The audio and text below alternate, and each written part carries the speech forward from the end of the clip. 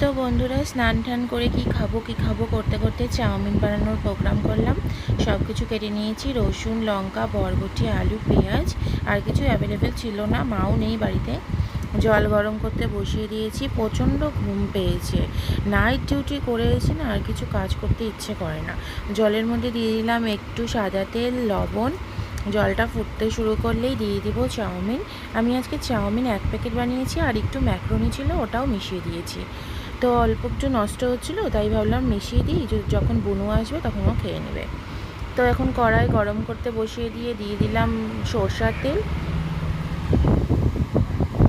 প্রায় গরমও হতে চললো, তো তেলে এবার ফোড়ন দেব রসুন, তারপর দিয়ে দিব একে একে পেঁয়াজ।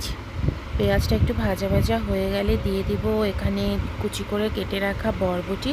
বরবটিটা বাড়িতে ছিল 2-1টা, ওটাই মিশিয়ে দিয়েছি, বেশি কিছু ছিল না জন্য। না হলে গাজর, ক্যাপসিকাম ভালো করে করার ইচ্ছে হলে ভালো করে করা যায়। আজকে আমি একদম সিম্পল বানাবো, ডিম টিম ছাড়া।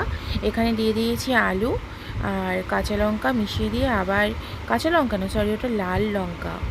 কারণ আমি না ঝাল খেতে ভালোবাসি, কিন্তু আজকে একদমই ঝাল খেতে ইচ্ছে হচ্ছে না, তাই জন্য আমি আজকে লাল লঙ্কা দিয়েছি যাতে চোখে পড়ে। এবার সবজিগুলো ভালো করে একটু নাড়াচাড়া করে সটে করে নিব। তার মধ্যে মিশিয়ে দিব লবণ, হলুদ। ডিম ছাড়া করব তো, তাই জন্য সিম্পলি রেখেছি।